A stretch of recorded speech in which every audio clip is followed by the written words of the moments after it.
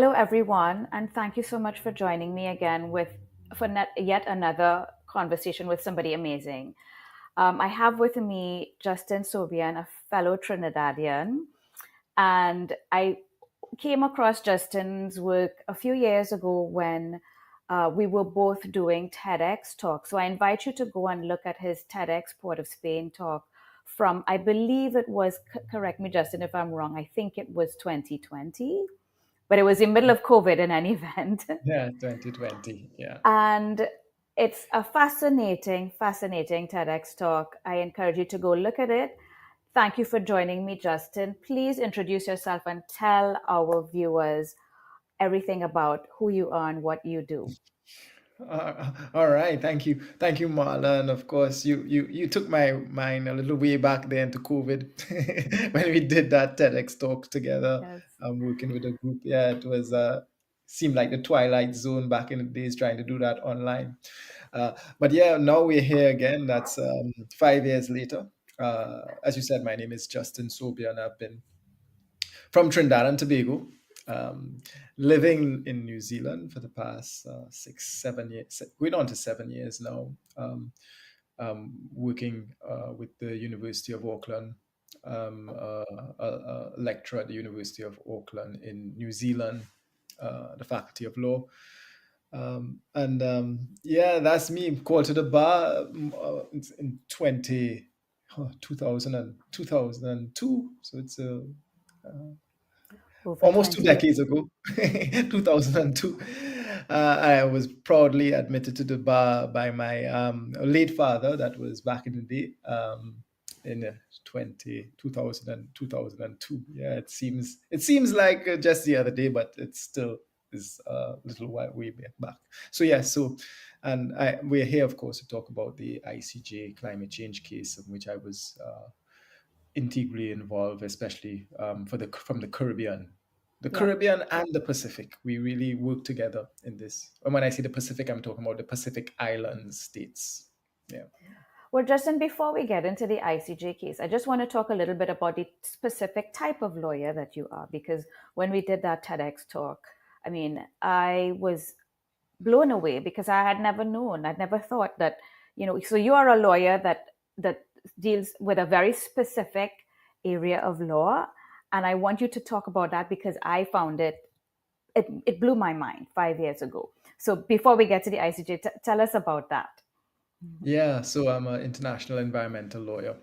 Mm-hmm. Uh, um, uh, with a little bit of human rights in between. But we know that human rights and when it comes to climate change is not only an environmental issue, it's also a human rights issue. When you think about just the right to a healthy planet, it affects the right to life, for example, one of the most fundamental rights any human being can have, right? Because if you don't have life, you can't Absolutely. enjoy your other human rights, right?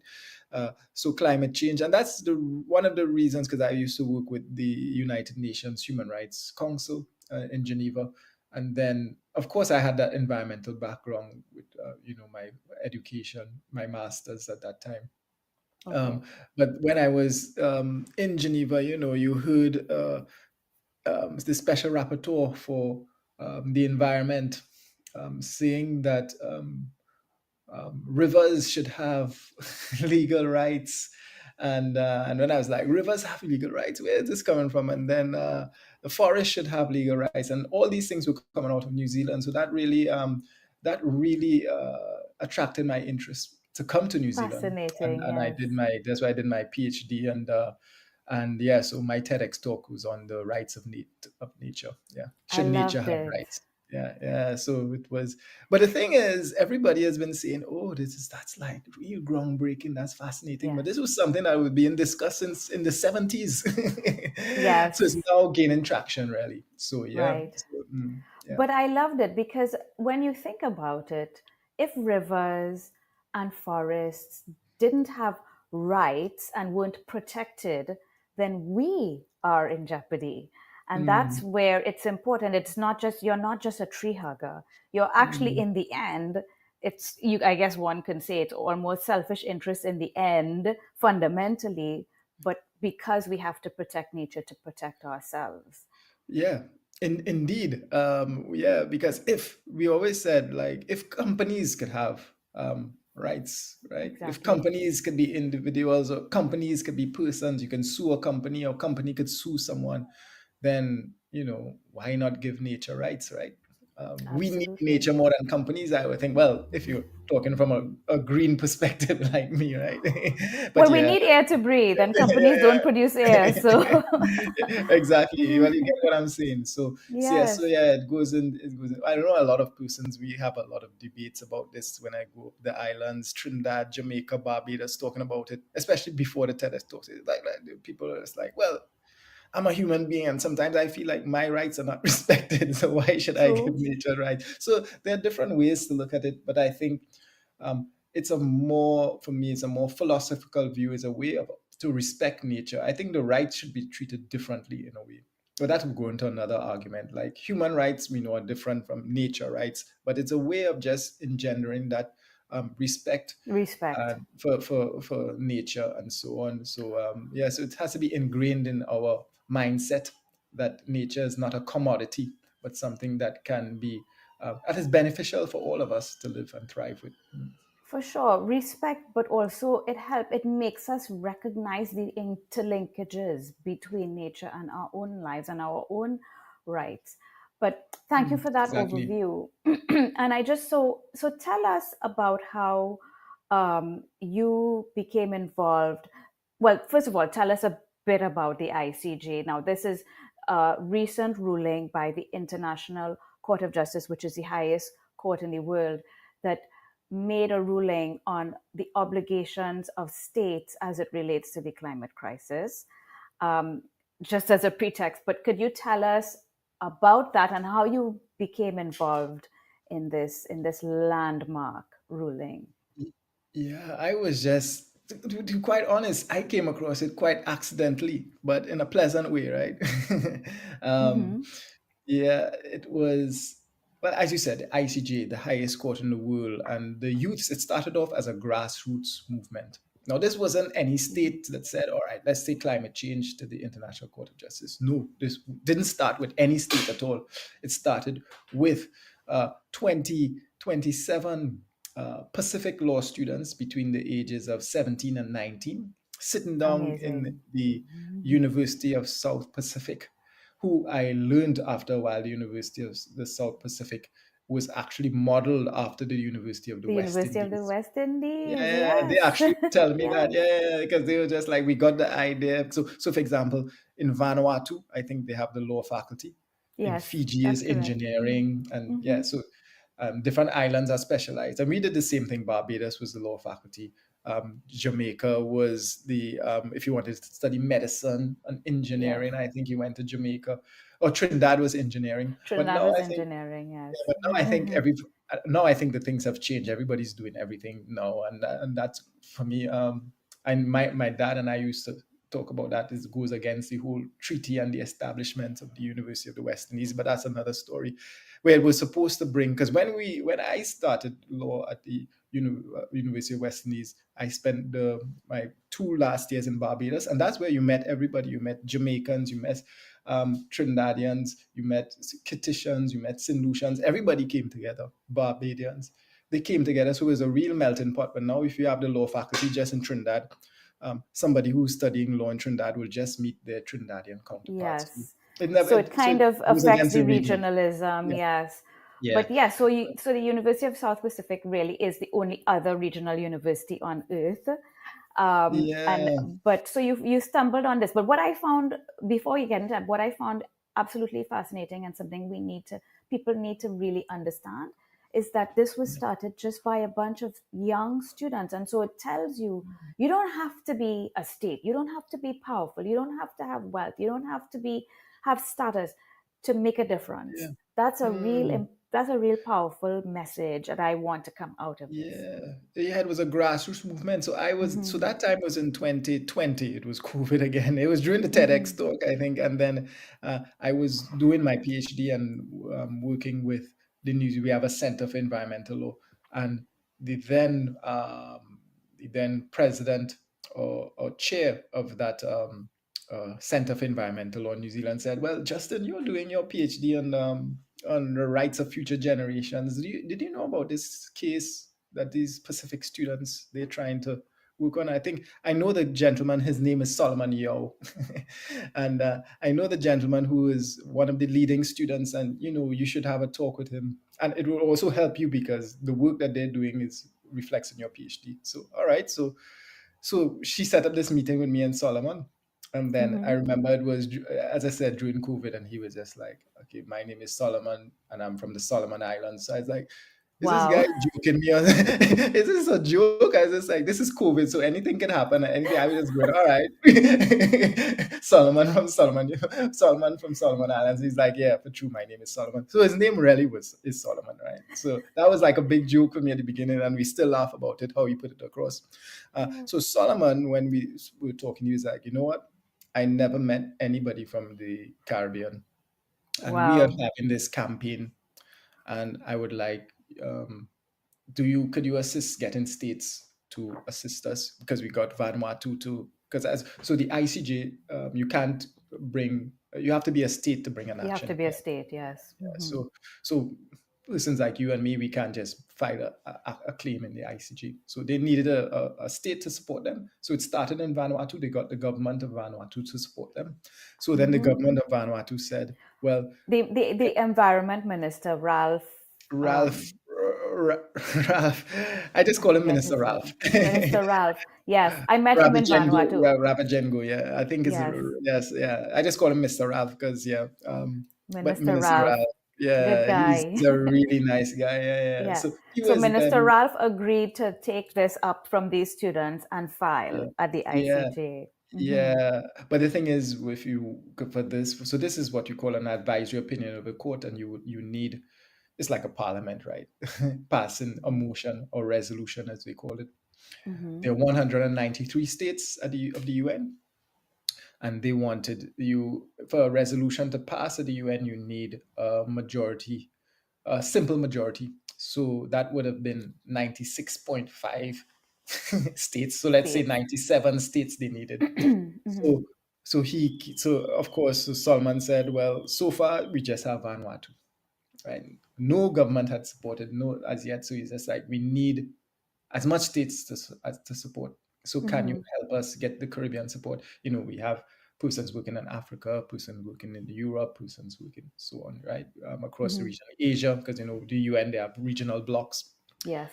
So when he said that, I was just like, well, I was calling to help. So, well, the legal aspect, but now you want the political help. So no problem. So that's when you can kind of like stand on the shoulders of giants, if you want to put it that way, because my dad was a politician, as you know, and he was a former Mm-hmm. attorney general of Trinidad and Tobago. Then he was principal at law school in Jamaica. So I know, okay, I have like Jamaica and I have Trinidad and Tobago. Let me Trinidad. try and Mm-hmm. see. Um, so I started like, and then, all the people, all those politicians in Trinidad and Tobago, they were my dad times, right? So Keith Rowley, for example, would have been the Minister of Agriculture when he and dad were in Parliament. So I could pick up the phone and talk to him. I could pick up the phone and talk to, the Attorney General in Jamaica. And I was just using my dad's contact, talk to Ralph Gonzalez in St. Vincent and Grenadines because he and dad were friends. And we were just spread it. I put together, we just like three of us in the Caribbean, a small legal team trying to get the political work done. Uh, and And then, all of this you all are doing pro bono of your own yeah, time and energy and love. Yeah. yeah, that was Mm-hmm. well, for most of the for the we worked for the last 4 5 years pro bono.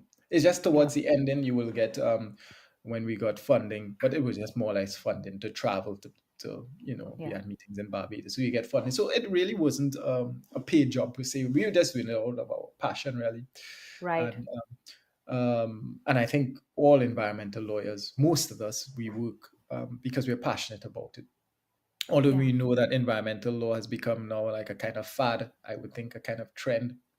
Persons do Mm. it just because it's the trendy thing in now. But I think 90% of the persons who work in environmental law are really doing it out of passion. And so that's how it started. And then I remember we had to call on CARICOM. Um, Mm-hmm. I knew the general counsel of CARICOM at the time. Her name was Colita Babs Schaefer. She's no longer there, but we worked together in Barbados. So I, of course, picked up the phone again, say, Colita, we need, CARICOM support and so on. And she was just like, she came up with the idea and said, well, the heads of government are meeting in Belize. This was in 2002. Mm-hmm. The heads of government are meeting in Belize, so let's just put it on in motion, put it on the table, and they Amazing. have to agree to it. So we spoke about that, and but to be quite honest, at the beginning, not very much Caribbean states were interested in this whole project. Mm, Yeah, we faced a bit of a uphill task because, well, Trinidad and Tobago, our own home country, wasn't involved. But that's another story. Even though we did do some work there, but they did not get Trinidad and Tobago, Guyana, St. Kitts and Nevis, Haiti. does it have anything to do with oil and gas? Yes, yeah, I Yeah. suspect, but I Mm-hmm. mean, nobody told me that. I'm just drawing. I could be wrong, but that's what I feel. You But drew a Trinidad, yeah, Tobago, yeah. Guyana, Mhm. um, Suriname, and Haiti. Well, Haiti, of course, we reached out to Haiti, but political situation around that time, the president got assassinated, and Haiti still is a difficult Unstable, situation yeah. in terms of Um, Suriname, I'm not so sure why. Saint Vincent, Saint Kitts and Nevis, they wanted to join, but very last minute.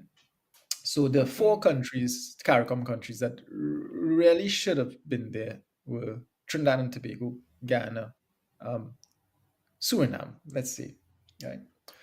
Um, so yeah, but at the end of the day, we got 9 countries out of the 14. Now I say 14 because Montserrat is a special territory of the UK. Yep. So they could not have been participated because of their special status with the United Kingdom. Yes. So we got 9 out of 14, which I think was, especially for some of these states, most of us actually, was the first time ever appearing before the International Court of Justice. St. Lucia, St. Vincent and the Grenadines, I think Jamaica, all these countries. We were just, it was a historic moment for all of us, and Right. uh, and I became, because of the work we started off, I became the coordinator for the Caribbean countries. Just like we had like coordinating meetings, we had a number of Zoom meetings, and also we had in-person meetings in Grenada and Barbados before the hearings. So Nice. yeah, so that's how it really That's started in a nutshell. I was just the person that helped to build the bridge for Solomon Yow between to between yeah, the Pacific and the Caribbean. the That's so Caribbean. Yeah, beautiful. I love yeah, it. yeah. I love it. And so you Mm, got the Caribbean through your contacts, got the Caribbean through CARICOM as well to yeah, come on board, 9 of them. And yeah, so you all were able to pull together the 97 states yeah. at the Well, UN General Assembly. the thing is, it never even went to a vote because Really it was unanimous. I remember at that time amazing. I was in Vanuatu because towards the end I was there uh, working on my PhD. So I spent 4 months there working with Hmm. the government, and just it was kind of like a small mini sabbatical, really. So I Hmm. was just Hmm. there. Well, I was researching, so Hmm. and work helping them, and then Solomon had called me. No, it was another person from the Pacific Islands. They called me to say, it was like 3 o'clock in the morning, I think, because it was New York time, right? So in the Right. Pacific.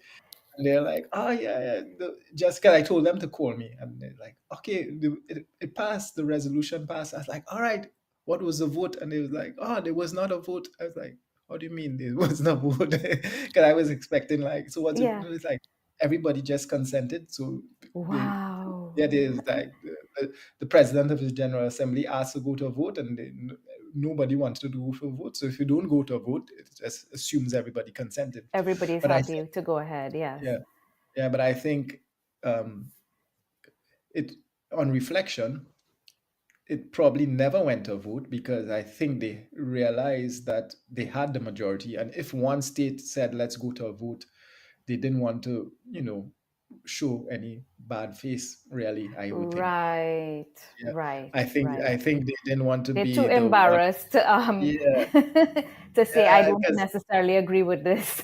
yeah, and if you put it Hmm. to, I think they had the numbers already, and they just said like if you put it to vote, they would have lost the vote, and Right. just to save their face and just to Yes, not go down the wrong side of history calling for a vote, I think yeah, because there are a number of states who didn't want this to happen, and we all know who those states are of who didn't course, we want to go know to who the they ICJ. are. Yeah, so they just, but Right. we had the numbers, so it was. I think that's why. Yeah. Mm. So, okay, so then the ICJ worked since, I guess, COVID time till just a couple months ago, just over a month ago, and to deliver this ruling. And basically, what they did was they outlined what they felt was the obligation of states as it relates to the climate crisis. What are states obligated to do? Um, and I had written about this in my monthly report just about a month or two ago. Kind of, I just tried to summarize it because it's not. I mean, people like me who are not lawyers, it's not easy to read these documents and make sense of them. So I tried to Yeah. summarize it. But tell me, if you can, what are the major highlights for you in terms of what this ruling says states are supposed to do, given the climate crisis we're in? Yeah. Yeah. So yeah, so for small island states, especially for myself, I was co-counsel for Grenada and St. Vincent and the Grenadines. Hmm. And so the hearings were heard in December 2024, and the Hmm. ICJ, it took them, let's say, 7 months, going on to 8 months. In July 2025, we got invited, the states who participated, to come to hear the rulings. And I remember sitting down um, In next The to, Hague. we were in open court. Yeah, this is in July. Hmm. I was on my right was the delegate from St. Lucia, and on my left was the ambassador from Bahamas, Hmm. and every time the judge was speaking, so we had our headphones because they had the translation and so on. They would like hit me. That's what we said. That's what we said. And I was just getting like these nudges. That's what we said. You see, you said. I was like, can I just listen They're to so this excited. judgment? Yeah. So everything the judge was saying, we were going through, and it was true. We were just ticking all the boxes, like everything we argued for. And when I say everything we argued for, the Caribbean region, it was just so. and First and thing, and the Pacific region too.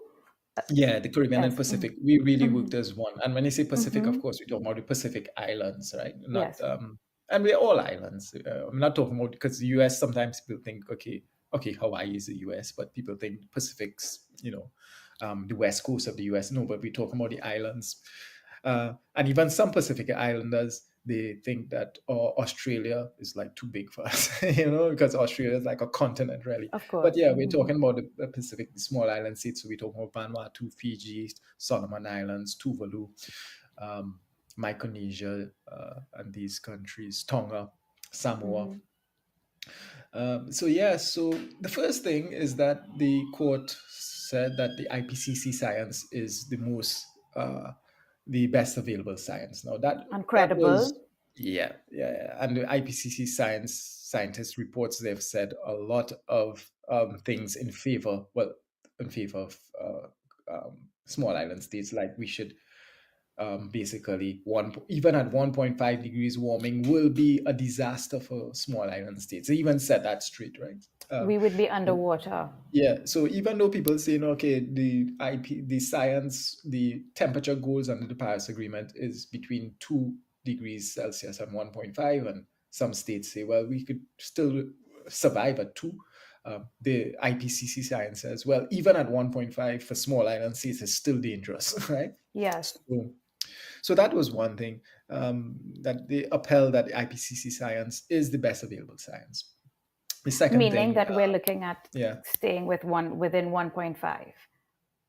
yeah, and the IPCC science actually says that, in other words, 1.5 is just the lesser of the two evils, right? 2 Right. degrees is definitely out, but they're saying so if we have to renegotiate a temperature goal, which I don't think states will want to, especially the developed states, the biggest polluters. Actually, 1.5 will be the baseline. It should even be lower than that. But Okay. anyway, I don't think states will negotiate that temperature goal anyway. But um, then they went on to say that the climate crisis is not only what we call the lex specialis, which is the specialized law. So it's not only the Paris Agreement, not only the UNFCCC agreement. You have to look at human rights treaties as well, how Mm-hmm. climate change affects human rights, because developed countries were saying that when you come to the climate change, you can only look at the Paris Agreement. You can't look at any human rights agreements, right? So so the International Court of Justice says no. The climate change is yes, they have specialized agreements for climate change, but you can also look at the human rights aspect of climate change. The human rights Meaning, are for lay mm, people like me, meaning yeah, we're looking to adhere to the 1.5-degree increase in temperature as a maximum. And mm, we're not looking at these issues of climate in isolation. These issues of climate are integrated with human rights issues. right, Right. Good. exactly. You Mm-hmm. said it even better than me, Marla. Yeah, you can't look at climate change in a In a vacuum. Right? vacuum, Yeah, yeah, yeah. exactly. You have to look at the wider implications. So you have to look at human rights treaties, Good. really, basically that countries have signed on to. Good. So that was the second thing, and then there are a number of impacts, but I'm just trying to at least touch three or four. The third one was that intergenerational equity, that you have to have states must have obligations to the future generations, Absolutely. They have as right? many rights as we do presently, the unborn Yeah, generations. Yes. yeah, and as you already Mm-hmm. said, future generations.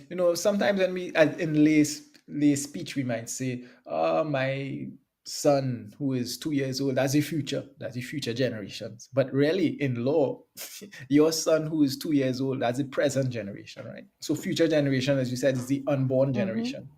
Is a generation that's not even born yet. Mm-hmm. So, in other words, the future generation will be somebody born in 2030, let's say, right? So, Right. um, so states were saying that, well, why some states, US, Germany, Saudi Arabia, if I recall, were saying that states should not have obligations to an abstract group of people who are not even born yet. Why should I have an obligation to someone who will be born in 2045? Right? Uh, but we were saying, well, they say human rights cannot apply. In other words, it comes back maybe to that kind of, why should somebody who's not born have rights? But climate change is a very specialized issue. It affects um, persons who are not born. The persons who are not born as yet did not consent to the climate crisis, and they will be unduly Absolutely. burdened by the climate crisis by the time They they are didn't born. contribute to it. Yeah, they didn't contribute to the crisis, and they would be burdened by it, unduly burdened than the present generation. So the court accepted that agreement, that those arguments as well, that Right. you should have respect or you should have obligations of future generations, and that was also a uphill task, even though they had previous rulings by the court saying that future generations, in the nuclear weapons case, for example, which took place in 1996, the court said that nuclear weapons has impact on future generations. So we kind of use that argument to As say, well, precedent, yeah. yeah, in Mm-hmm. this, and we even said that this climate change crisis, it was like the nuclear moment in the 96, because 96 the Nuclear. the Mm-hmm. nuclear weapons case started off with it wasn't students, but it was more NGOs and so on, but still, so we drew a comparison with that, and the court actually accepted that. Wonderful. So that really cemented now that you have obligations to future generations.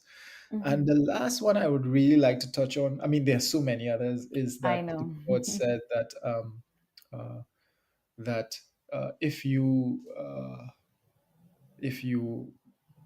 use fossil fuels, if you subsidize fossil fuels, if you trade in fossil fuels, that may amount to international wrongful act which countries could be sued upon.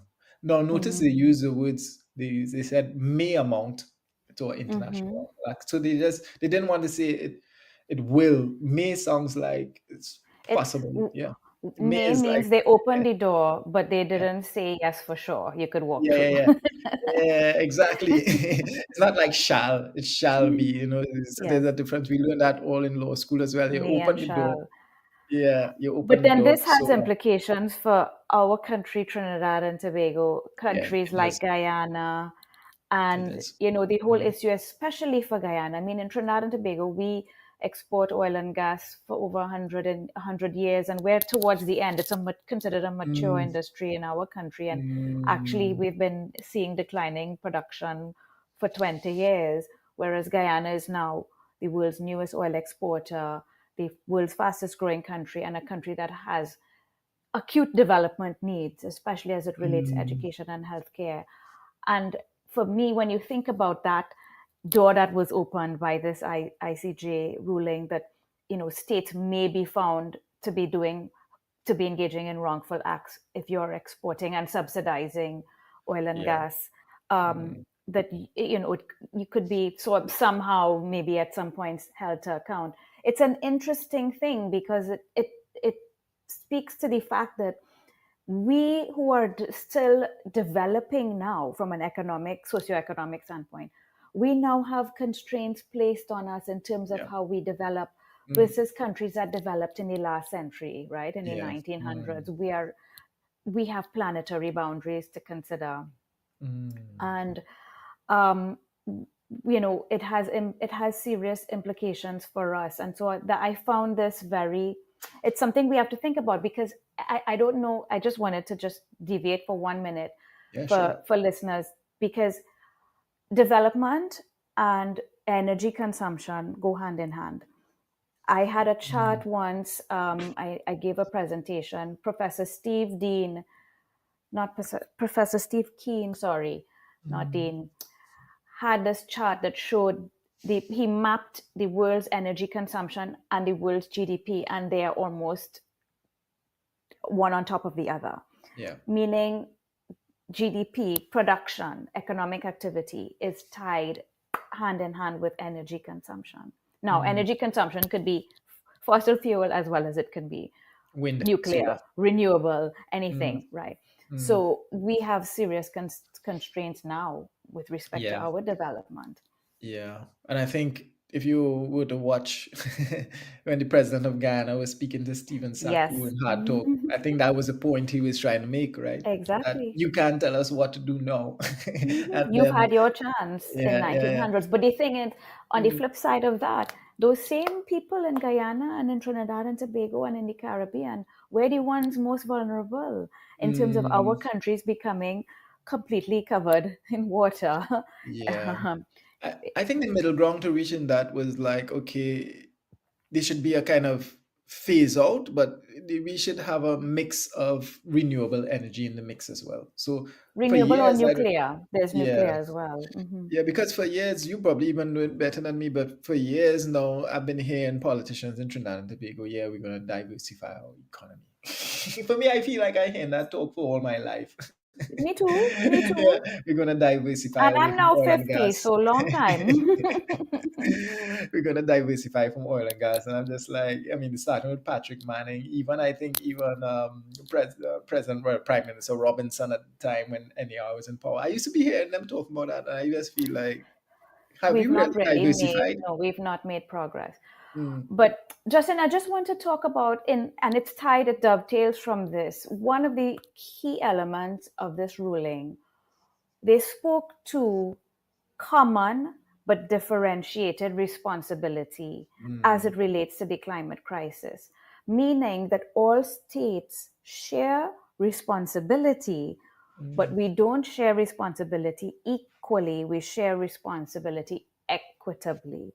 yeah. And just tell Mm. me your thoughts on this and what it means legally. Yeah, yeah. I think the ICJ now Saint Lucia they were one of the states in the Caribbean that really pushed for that that common but differentiated responsibility, and it really means, just as you said, that we have to distribute equally the burdens with respect to obligations, right? So it could go back to what we're speaking about. Okay, so Mm-hmm. fossil fuel industries, maybe you can say, well, those countries who have benefited, who have, or, well, let's say benefited, who are the highest greenhouse Polluters. gas Mm-hmm. Mm-hmm. emitters, they should not phase down. They should totally phase out their fossil fuel industries. But countries which, well, for instance, Grenada, for example, they said they were like 0.01% Of global global emissions. Mm-hmm. emissions for when it comes to country, right? So these countries should allow you should allow them a longer time to phase out their greenhouse Absolutely, gas. because That's if Grenada was net zero, if Barbados was net zero, it will mm, make no difference to the yeah, climate crisis. yeah. So So that's we where shouldn't be rushing to be net zero, the small island mm, developing states, yeah. that is, sorry. Yeah. So that's the court actually said that that is an important principle, that common but Good. differentiated responsibilities, and that you should take into account states who have a historical, how do you say it, who are the historical contributors to climate change. You should take into account what they have done, and states who are not, um, who don't have that as much as Grenada, and maybe even I think Trinidad and Tobago, we are probably a bit higher, but Yes. but I think that so it should be a fair, balanced, and equitable system, and they agreed with that principle as well. Amazing. Yeah. I So love I think, that. I love that because we talk about this in the Caribbean all the time that we need to become more renewable energy dependent as opposed to fossil fuel. But that's from an economic standpoint because we mm, import, when I say we, not Trinidad and Tobago so much, but say Barbados that has one of the highest costs of electricity in the world. It's because we import fossil fuels mm, that have to then be converted into electricity or mm, at the pump. And this means that because that cost of imported fuel is so high, it affects your cost of living, cost of doing business, and it makes you a less competitive and less prosperous country. That is why we need more mm, renewable energy, not so much because of the environmental impact that we have. Our consumption, like you said, is a fraction of 1% of fossil yeah. fuels that we emit. I didn't even know that, with Barbados being the Yeah, having the one highest of the electricity highest bill. costs of Mm, electricity. In the mm, Caribbean, we generally have much higher cost of electricity than the global average and certainly the average of developing countries. yeah. And so that means it's holding back our progress, right? Mm, Because like I said, all economic activity depends on energy. So yeah. we want to convert to a more cost effective source of energy, but not Mm, because of our climate, sorry, our carbon emissions. It is because of the cost of those carbon emissions if they are from fossil fuels. yeah. So I think, I remember environmentalists and I were having from Trinidad and Tobago. He's just like, he was telling me, this was maybe about a year ago, was telling me like, Mhm. we could diversify, we could get all this renewable energy. Look at that whole Manzanilla road coming down, stretch going on to Mayaro. All it needs to do is like cut down all them coconut trees and put up and put up the wind turbines. But then I was just like, oh, that sounds like a good idea. But after I was like, wait now, but if we cut down all Cut them down the coconut trees trees, to put up wind turbines. Like, seriously? because he say like all that wind. But then I was thinking, but no, the coconut trees need to be there though. So But yeah, you I don't can't know. put the two. You can't have Yeah, wind turbines and coconut trees. I mean, yeah, you'd have to come cut on. down. Yeah, so I think it's just a mind. No, these kind of things, renewable energy. I mean, I'm not really a specialist in these kind of areas, but I'm sure we have the technology to do We these things. absolutely So we do. could We do a mix. absolutely We do. like I say, you don't have to say completely phase out. At least for us, using the common but differentiated responsibilities. But I think we can phase it out. We can have a mix of the fossil Absolutely. fuels, a mix, not much, but also we should explore green energy. We should So, explore. Yeah. for example, Dominica is commissioning Dominica and as well as many of the islands in the Caribbean have a lot of volcanic energy, right? So Geothermal energy, right? geothermal, exactly. So Mm, Dominica is commissioning some geothermal energy production. Guyana and Suriname have a forest, right? They're in the yeah. Amazon. Mm, Um, hydro hydroelectric in terms yeah. of the rivers.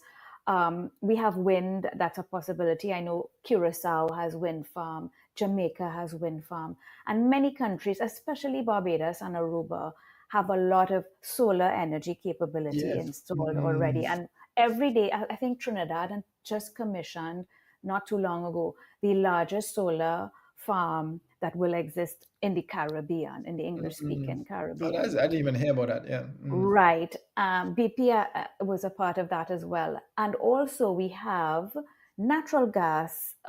So in Trinidad, we generate our electricity with natural gas, which is much greener than And using diesel or fuel mm, oil, which mm, most other countries use. I think Trinidad and Tobago and Dominican Republic are the only two, my memory serves me correct, that uses natural gas to right. generate a certain amount of our electricity. So we do Mm, have a mix, right? And then there's also small scale nuclear, which the technology has made mm, such that you don't have to have a big consumption base like big countries do to have a nuclear plant. You can have small scale nuclear that can serve 100,000 people, 200,000 people. And so mm. these are all options that we can look at. But I just wanted to make the point, and I feel like enough people don't really recognize this, that even if all of us in the Caribbean and the Pacific were all net zero, it would make almost no difference to the climate crisis because we are like 1% Producing in a small, total. producing a small quantity. Mm. Yeah. Absolutely. It's the largest polluters, which of course are what we call the global north, Yeah. right? But also now you have China and India, which Mm, combined is 2 billion people. They on a on a aggregate or a total basis, they have a lot of emissions, but on a per capita basis, they're still very low yeah. compared to the global north. So they have kind of a special case, China Yeah. and India. I think for Trinidad and Tobago, we have a high per capita, I think. We do have a high per capita emission level, and that's because of our oil and gas and our downstream Mm. sector. Also, we have one of the highest per capita number of vehicles. Mm. All right. Yes, so Yeah. that those factors kind of make us one of the higher per capita emitters on the planet. So yes, we need to do our transition as Yeah. well. But Yeah. then when we talk about a just transition, right? Mm. Just what does that mean? That there's justice in how we transition to renewable. Not like the president of Guyana said, you had your chance in the 1900s to industrialize. It is now Yeah. our turn to develop. Yeah. We have Yeah. the same rights as you to have education, health care, Mm. a safe and Well, secure, stable. well, Yes. the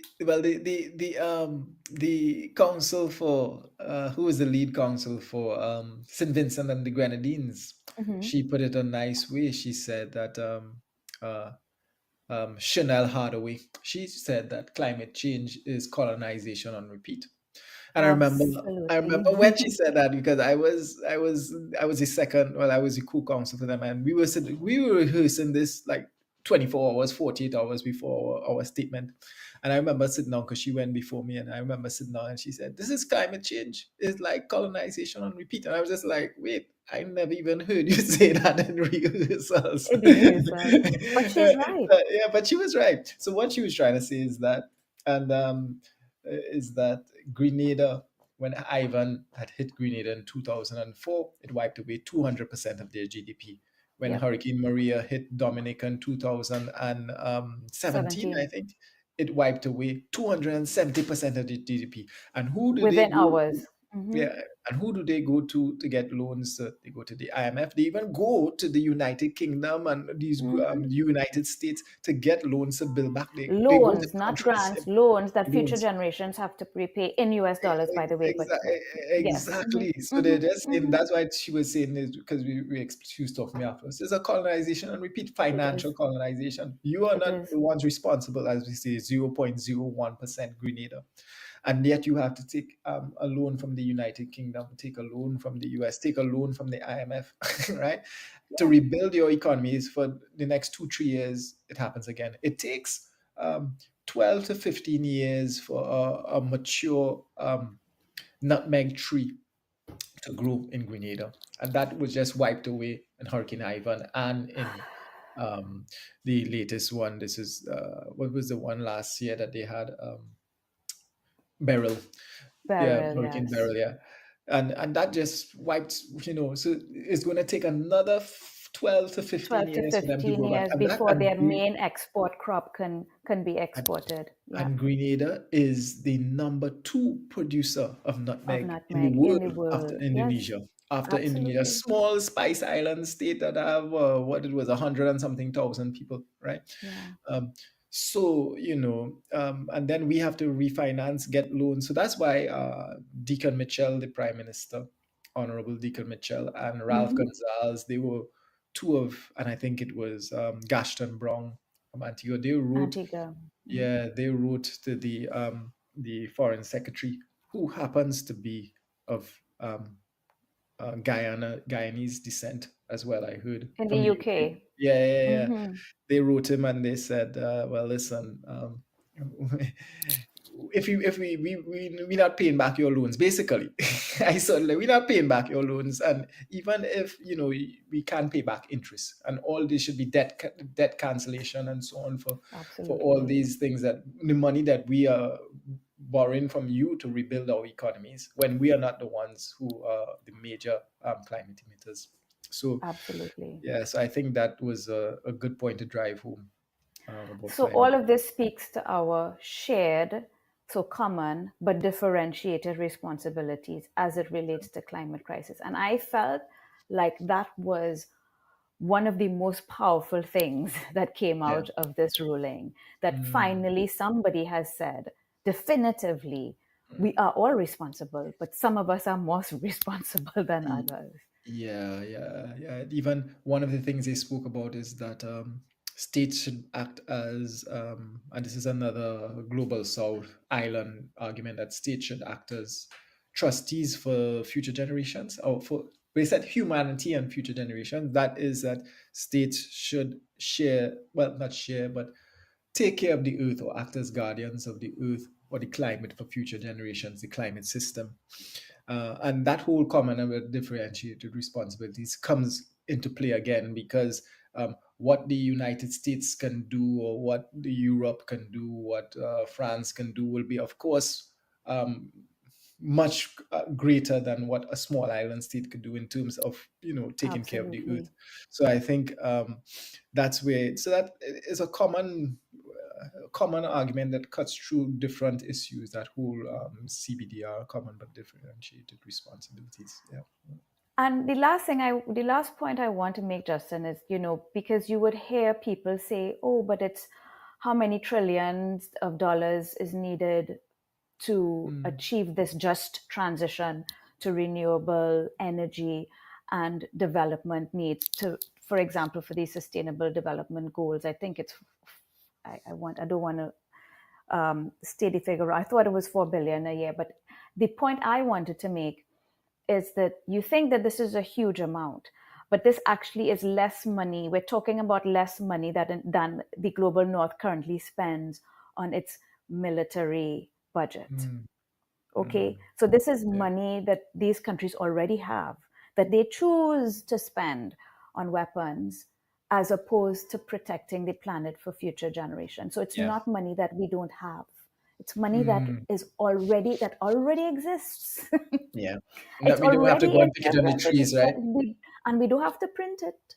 We don't have to Mm, borrow it. It's already mm, there, but they choose to spend it on weapons. Just mm, put that into perspective. So, in other words, yeah. it's a matter of priority. It's a matter Yeah. of Well, priority. and I'm glad you mentioned that because there was only one judge, and her name is Justice Cleveland, from America, and she said in her, she gave a separate opinion, and she wrote that the the wars and regional conflicts, they also contribute to the climate crisis, and They states do. should try to make peace because the more you are, of course, you have to get Manufacturing guns, weapons. manufacturing guns, hydrogen bombs. They, of course, have an impact on the environment. Don't talk about nuclear bombs. That's a whole different, that's like hydrogen bombs on steroids. But let's, yeah, manufacturing weapons, manufacturing tanks, manufacturing bullets, all these And then things have to shipping go them across to somewhere. wherever it is the conflict Yeah. is. Hmm. Yeah. So she was just saying that, basically the climate crisis also is meaning that we have to stand for a call for peace. Of course, we know 100%. she didn't speak about what was, of course, but it was directed towards what's going on in Gaza and what was going on in Ukraine and Russia, and why we say that, because the Palestinian Council. I remember the day of the judgment said, well, you should really read the Cleveland's judgment. She spoke about armed conflict and climate change, and that was something we argued for. So we know that even without getting too political and saying, okay, what's happening in Gaza is wrong, what's happening in Ukraine or what happened around the world is wrong. Yeah, so that is a big. In other words, she's saying the same thing that you said, that governments needs to set priorities. What Exactly. they're doing. Yeah, yeah. In a subtle But way, if you read the but judgment. Yeah, absolutely, but weapons manufacturing is a business, yeah, right? And yeah. so and Mm, so that business is very powerful in terms of its mm, lobbying. But yes, I just wanted to make this point that this money exists. This money to mm, finance the just transition and to finance the achievement of the sustainable development goals for the whole of humanity. That money is already there. We mm, don't have to borrow it. We don't have to print it. We don't have to, the manna don't mm, have to fall from the sky. It already exists. It's just that we choose to spend it mm. on war, Yeah, like my dad said, right? you don't even have to go outside and look at the money tree. It's there, right? No, it's there. It's but I'm, there. And but that, and I'm, so the answer is already there. We don't have to find the yeah, solution. but It's that's good to already know. I there. didn't even know. That's good to point out. And I think as well, e- even if you look at the billionaires in the world, some of these billionaires could even bail out the climate crisis if you really think of If it, they right? wanted But to, yeah, if they yes. wanted to, yeah. Mm, mm, It's a matter of priorities. And let's hope that, as the younger generation is educated differently, as things like this ICJ ruling and other developments like this come to the fore, let's hope we change the minds and hearts of the decision makers mm, who are currently making the wrong decisions. yeah. And that they're people, more importantly, which is why I do these kinds of interviews, Justin, and I am so grateful that you are here. Um, that people, the average person, understands, and we make noise and Mm, we put pressure on our politicians to make better choices. yeah. And I think just, I mean, to close it off, I think as Hmm. well that this ICJ ruling will have impacts for years to come, even centuries. I mean, we're still talking about the nuclear weapons case, and that was in 1996, which is like, yeah, that's like what, It's 30 30, years 30 ago. plus years ago. Yeah. Hmm. And I think it's not really for us now. I think the future generations, the future lawyers, the future environmental scientists, the future environmental protagonists, they're going to use Exactly. this ruling. They probably will be, well, we hope, in positions of government that will be able to assist. And that's why I think nobody wanted to be in the wrong side of history to try to block this issue. Um, Good.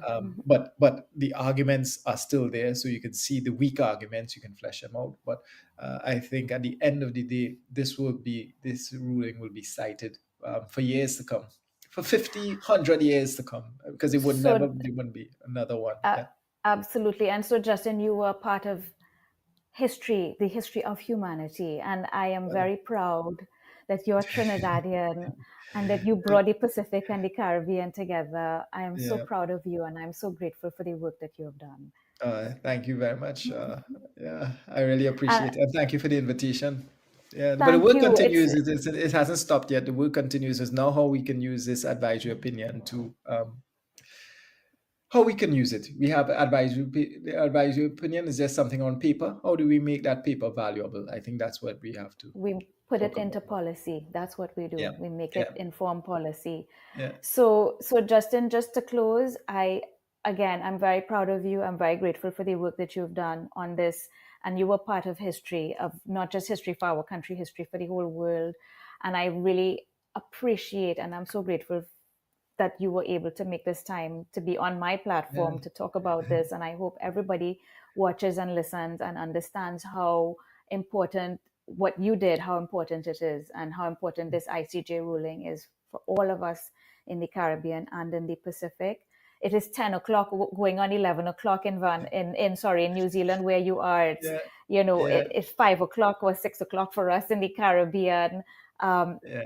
Thank you so much for making this time and for the work that you have done.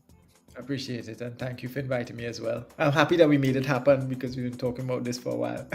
We have Thank you again. been. Thank you so much. All And right. we walk good, and we will talk again another time about how this has made a difference, I'm sure. All right.